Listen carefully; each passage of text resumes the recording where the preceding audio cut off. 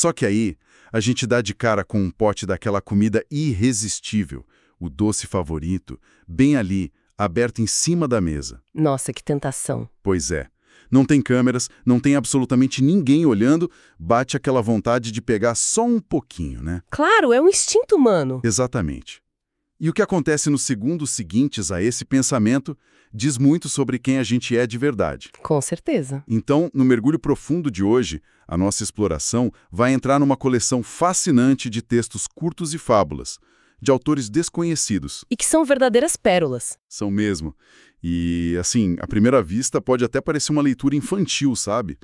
Mas a nossa missão aqui é decodificar como essas histórias super simples operam como um verdadeiro manual de sobrevivência. Um manual para a juventude de hoje, né? Isso, um manual para a vida jovem, para ajudar a lidar com dinâmicas de poder, amizades, trabalhos em equipe e, claro, aquela sensação dolorosa de não pertencer a um grupo. E a genialidade de usar animais para transmitir essas mensagens é que isso funciona tipo como um drible nas nossas defesas psicológicas. Como assim um drible? É que o ser humano tem uma dificuldade imensa de ouvir críticas diretas, sabe? Ah, entendi. Ninguém gosta de ser apontado. Exato. Se a história fosse sobre um adolescente egoísta na escola, a tendência natural de quem escuta seria entrar na defensiva. Negar qualquer semelhança na hora. Aquela coisa de eu não sou assim de jeito nenhum. Isso. Mas quando o personagem é tipo um pinguim, um burrinho ou uma abelha, As barreiras caem. caem totalmente. A mente processa a lição de forma neutra. É um espelho perfeito, só que com uma moldura bem menos intimidadora. Sabe que eu gosto de pensar que as fábulas são quase como pequenas atualizações de software para o nosso cérebro social. Nossa, adorei a analogia. Atualizações de software. É. São pacotes de dados que a gente instala para ajudar a processar conflitos de um jeito mais ágil, mais leve. Faz muito sentido. E já que a gente está falando de conflitos sociais, acho que a melhor forma de começar a nossa análise é pelo nível mais fundamental. A mecânica de tentar fazer qualquer coisa em conjunto quando os interesses entram em choque. O básico da convivência humana. Exato. Nos nossos arquivos de hoje, o texto 13 ilustra isso perfeitamente com a história de dois burros espertos. Essa imagem é clássica. É muito boa. Um lavrador amarra os dois burros pela mesma corda. E cada um deles avista um monte de feno super apetitoso, só que em direções diametralmente opostas. E qual é o instinto inicial deles? Cada um puxa com toda a força para o seu lado, claro. Pois é um cenário que ilustra perfeitamente um impasse físico e principalmente psicológico. É puxar e não sair do lugar, né? Exatamente. E o que a gente tem aí é um conceito clássico que a teoria dos jogos chama de jogo de soma zero. Ou pelo menos é assim que os burros enxergam a situação no começo. Aquele pensamento de para eu ganhar, o outro tem que perder? Isso mesmo. A mentalidade é essa. Para eu comer a minha comida, o outro precisa ficar sem a dele. O problema é que a corda é curta demais e as forças deles se anulam. O que só gera fome e cansaço para os dois lados. Mas olha, vamos ser sinceros, a gente vê isso o tempo todo acontecendo na vida real. O tempo todo, nas escolas, nas empresas. Os famosos trabalhos em grupo. Para mim, eles são a representação moderna da corda dos burros. Nossa, com certeza, é a analogia perfeita. Sério, alguém quer fazer a capa do trabalho de um jeito, o outro quer focar num parágrafo totalmente diferente, e cada um puxa a corda para o seu lado. E ninguém quer ceder 1 milímetro sequer. Ninguém cede. A diferença é que, na vida real, às vezes essa corda arrebenta. Alguém desiste, né? Pois é, alguém desiste e uma única pessoa acaba fazendo o trabalho inteiro sozinha, cheia de raiva. Mas na fábula, como os burros resolvem isso? Então, na vida real, a assimetria de força muitas vezes resolve o impasse de uma forma injusta, como você falou. Mas na fábula, os burros têm exatamente a mesma força física. Eles não têm como dominar um ao outro. Exato. Eles são obrigados a encontrar uma saída que não dependa da dominação. E é aí que ocorre a grande mudança de paradigma. A virada de chave. Eles param, avaliam a situação e percebem que precisam transformar aquele cenário num jogo de soma não zero. Um jogo verdadeiramente colaborativo. E a solução é genial na sua simplicidade, né? Caminhar juntos para o primeiro monte de feno, dividir a refeição ali e depois caminhar juntos para o segundo monte. O que muda tudo. O total de feno que eles comem no final é exatamente o mesmo. Mas a estratégia mudou do meu feno para o nosso feno. Eles deixam de ser adversários e passam a ser parceiros. É brilhante, mas isso me traz uma dúvida. Cooperar e dividir o feno é até fácil quando os dois lados têm a mesma força e querem a mesma coisa. Sim, quando as condições são iguais. Mas e quando não tem esse equilíbrio? Tipo, o que acontece quando os papéis que as pessoas desempenham num grupo são completamente desiguais desde o início? Olha, essa é a progressão lógica perfeita para a nossa análise, porque isso nos leva direto ao texto número 4 dos arquivos. Ah, a história dos bandidos e mocinhas. Essa mesma. É a história de um grupo de animais da fazenda brincando juntos. Temos o gato miau, o pato quack, o bezerro mu e o carneirinho bebê. Eu tenho que confessar, essa história me deixou genuinamente frustrado lendo as fontes. Ela escancara como funcionam as estruturas de poder, né? Muito. Porque o Miau e o Quack assumem o controle absoluto da narrativa da brincadeira. Eles sempre se escalam como os bandidos. O que na prática significa ter os papéis de ação. Exato. Eles correm, dão ordens, criam a aventura toda. Enquanto isso, o bezerro e o carneirinho são sempre, invariavelmente, as vítimas, amarradas no chão. Eles não estão brincando, eles são figurantes no teatro dos outros dois. Figurantes. Eles ficam lá amarrados e só. A brincadeira não tem graça nenhuma pra eles. É o que hoje em dia a gente chama popularmente de síndrome de personagem principal, sabe? Totalmente. Miau e Quack não estão interessados em brincar com os amigos. Eles querem usar os amigos como acessórios para a própria diversão. E quando o bezerro e o carneirinho finalmente se cansam, porque uma hora cansa, né? Eles questionam o sistema e pedem um revezamento de papéis. E a resposta de quem detém o monopólio da diversão é super cruel. Eles falam tipo, se não estão satisfeitos, vão embora. Exatamente. Eles preferem destruir o grupo a ceder um pingo de privilégio. É absurdo. E aí é que as vítimas vão embora mesmo. Deixam os donos da brincadeira sozinhos. E o que o Quack e o Miau tentam fazer depois, beira o cômico. Eles tentam continuar o jogo só com os dois, né? Mas alguém precisa ser amarrado para a brincadeira funcionar. Aí o Quack se recusa a ser a vítima, reclama e o Miau acaba expulsando ele também. Ou seja, no fim fica o gato sozinho, no meio do nada, sem ter absolutamente ninguém com quem brincar. E a brincadeira acaba de vez. O que revela uma verdade super profunda sobre qualquer estrutura social, seja na escola ou no trabalho. Qual verdade? Relacionamentos exigem trabalho emocional e concessões. Se uma pessoa extrai toda a parte divertida de uma convivência deixando só o fardo para os outros, a ruptura é inevitável. Ninguém aguenta ser o figurante para sempre. Nenhuma comunidade se sustenta a longo prazo quando a cooperação só beneficia um lado. A empatia, nesse caso, não é só um sentimento bonitinho, sabe? É a cola do grupo. É a engrenagem fundamental para manter o grupo funcionando. Sem o revezamento, a estrutura inteira colapsa. E isso serve de ponte para um ponto ainda mais delicado que a gente precisa tocar. Porque toda essa mecânica, seja dividir feno ou revezar os papéis numa brincadeira, se baseia num acordo invisível. O acordo de confiar no outro. Exato. Para soltar a corda do feno ou aceitar ser amarrado de brincadeira por 5 minutos, a gente precisa acreditar que o outro lado vai cumprir a parte dele no trato. Tudo se resume à confiança. Sem dúvida. O que nos joga direto numa das histórias mais provocadoras de toda a coleção que estamos analisando. O texto número 2. O conto da abelha e da formiga.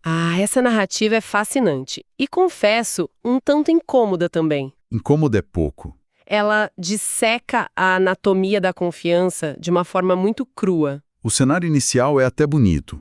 Grandes amigas que vivem trocando presentes, compartilhando o mel de uma e os grãos de verão da outra. Tudo ótimo. Até que a abelha precisa viajar. Isso. Ela viaja e deixa a chave da casa dela com a formiga. E o texto relata o conflito interno da formiga. Ela fica ali, segurando a chave e sente uma vontade absurda de entrar. De pegar só um pouquinho do mel maravilhoso da amiga. Mas, no fim, o respeito à amizade fala mais alto e a formiga se contém. Ela não pega nada. E aqui, eu quero fazer o papel de advogado do diabo por um segundo. Posso? Por favor, vamos lá. Adoro esse papel. Olha só. A formiga não resistiu de forma tão pura assim, certo? Como assim? Ela teve intenção. Ela quis roubar o mel. Pensar em trair a confiança não torna a formiga um pouco hipócrita ou indigna da amizade também? Eu entendo. Essa é uma leitura bem comum, na verdade, mas é aí que entra a distinção crucial entre o pensamento intrusivo e a ação moral. Pensamento intrusivo. Sim. A psicologia cognitiva explica que a gente não controla totalmente os impulsos primários que surgem na nossa mente.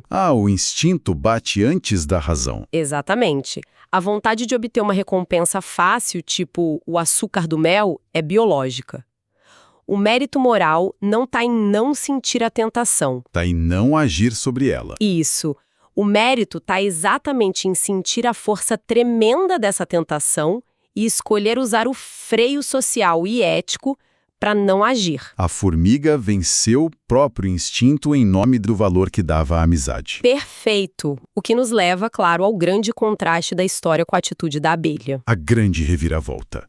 Meses se passam e as posições se invertem.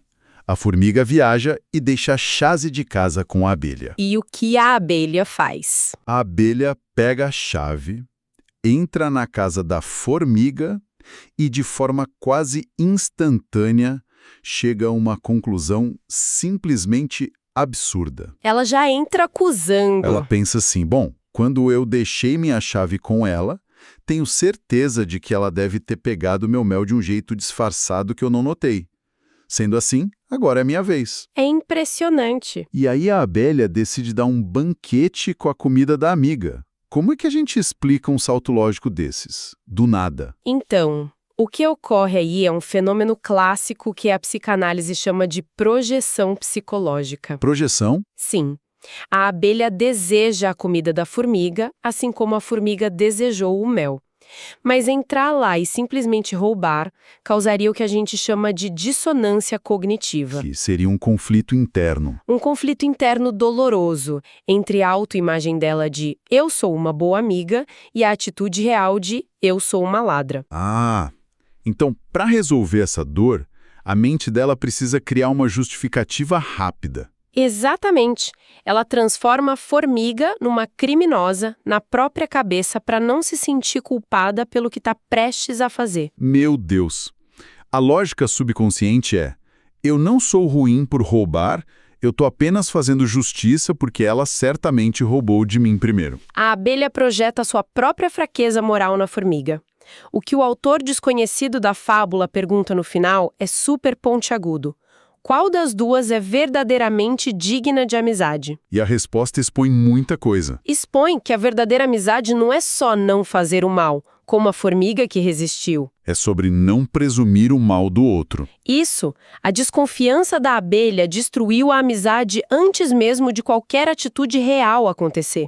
Quando a gente interage com o mundo sempre esperando o pior, projetando os nossos defeitos, a gente corrói a base de qualquer relação. Deixa eu ver se eu entendi o impacto disso. Quer dizer que viver na defensiva contínua, acreditando que todo mundo vai trair o acordo a qualquer instante. É, de certa forma, um espelho das nossas próprias inclinações. Caramba, isso muda o jogo completamente. Dá muito o que pensar sobre o porquê de certas turmas de escola ou grupos de trabalho viverem num clima de paranoia constante. A paranoia destrói o tecido social de forma tão eficiente quanto uma traição real, às vezes até mais rápido. Certo. Até agora nós dissecamos os desafios de lidar com os pares, né? Com os amigos, com a cooperação. Sim, situações de grupo. Mas e quando o obstáculo não é a dinâmica de poder, nem a confiança no outro, mas uma sensação absoluta de isolamento? O sentimento de não pertencer. Aquele momento clássico, especialmente doloroso durante a juventude, de sentir que não se encaixa em absolutamente nenhum padrão do grupo. A sensação de ser o verdadeiro peixe fora d'água. É o que a gente chama de dinâmica do in-group e do out-group. O grupo de dentro e os que ficam de fora.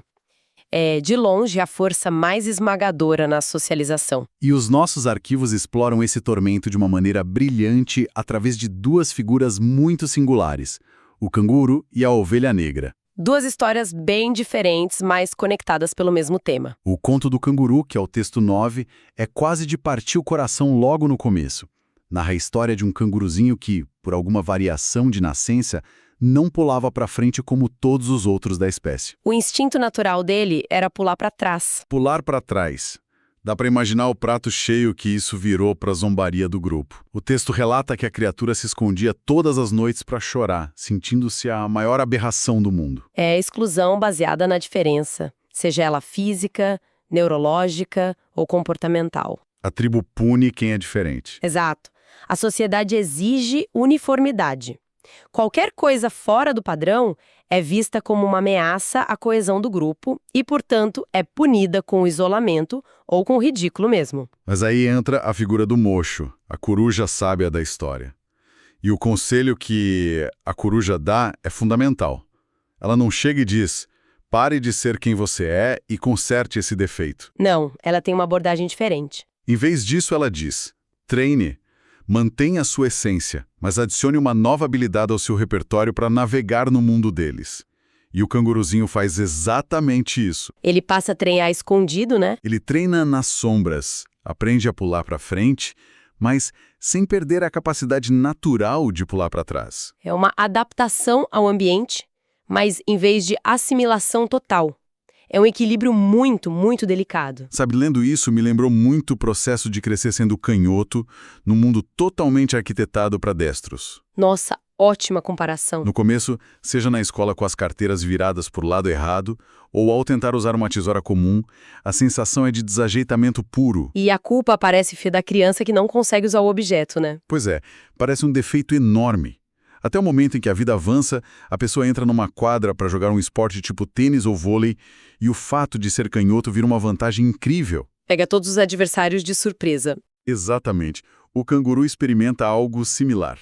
Ele volta ao grupo, capaz de fazer o que todos fazem e também o que nenhum deles faz. Ele não perdeu a essência, ele transformou a diferença num superpoder. Uma observação cirúrgica.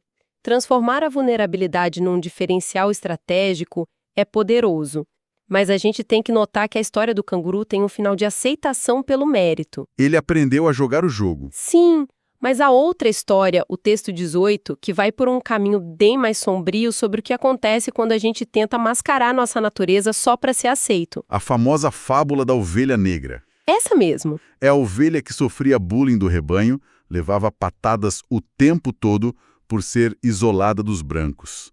Até que num dia de desespero e fuga, ela acaba adormecendo num monte de farinha. E acorda disfarçada. Totalmente disfarçada.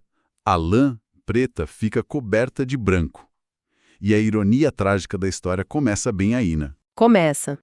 Porque ao retornar para o grupo, escondida pela farinha da normalidade, o rebanho subitamente a acolhe. Eles mudam de atitude na hora. Mais do que isso, começam a tratar ela como uma rainha, elogiando a brancura ofuscante dela.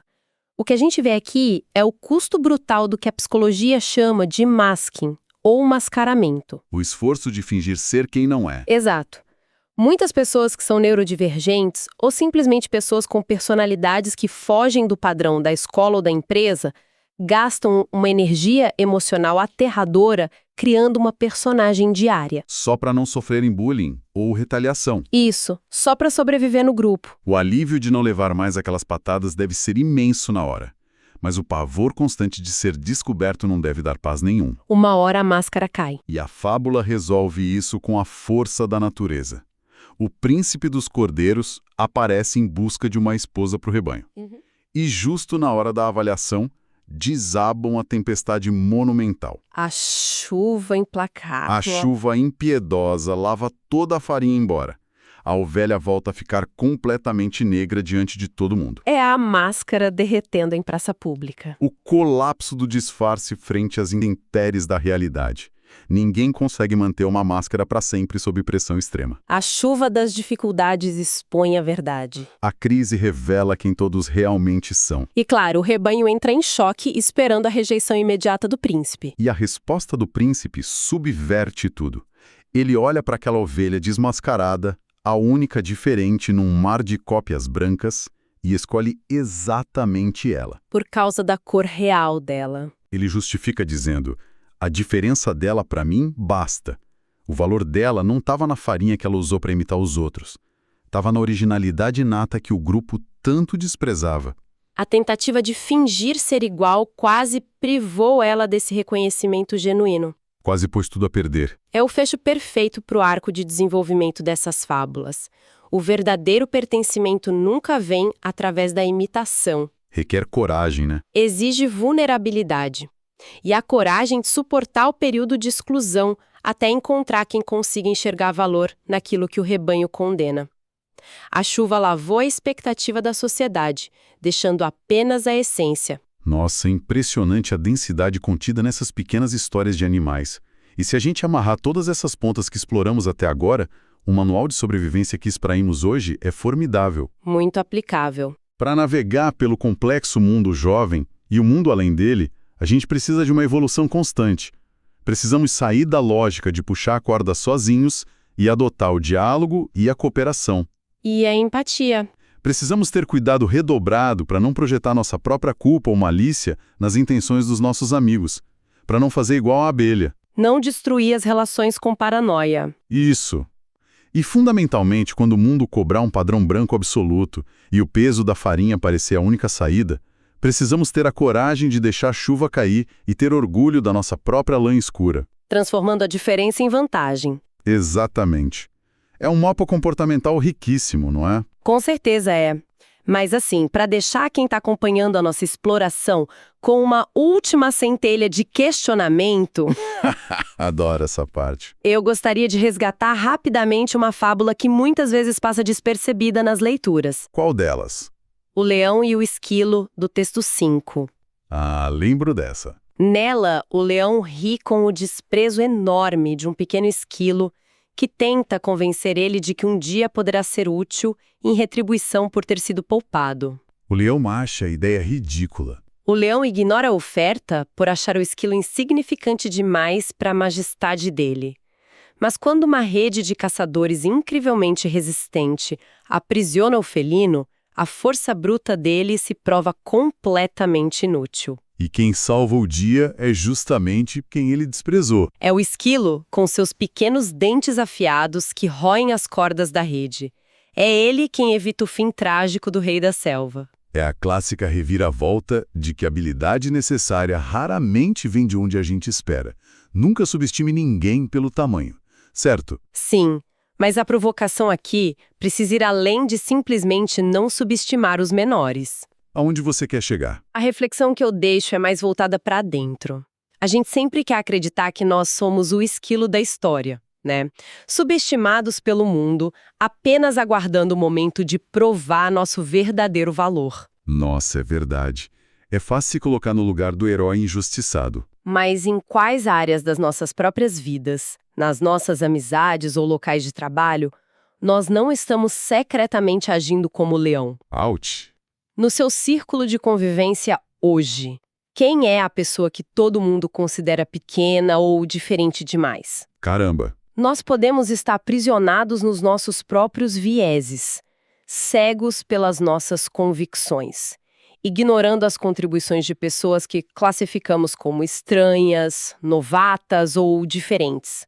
E amanhã, essa pessoa pode ter exatamente a habilidade única que o grupo precisará para se salvar. Essa atingiu fundo. Perceber que, na verdade, nós podemos ser o gigante cego prestes a ser capturado pela própria arrogância. É uma mudança de perspectiva brutal para fechar a nossa análise. Fica a reflexão, né? Muito bem, com essa reflexão super incômoda, porém muito necessária, e coando na mente, a gente chega ao final deste nosso mergulho profundo nas fontes. Foi uma conversa excelente. Foi sim. E fica o convite para todo mundo continuar observando com atenção ao redor, porque as fábulas da vida real estão acontecendo ao vivo, o tempo todo. Basta prestar atenção. Às vezes a gente esbarra em um burrinho opacado no trabalho em grupo, às vezes encontramos a ovelha disfarçada tentando se encaixar. E às vezes somos nós mesmos projetando culpas indevidas, que essas atualizações de software continuem operando em segundo plano e tornando as interações um pouco mais sábias. É o que esperamos. A gente se encontra na próxima exploração. Até lá!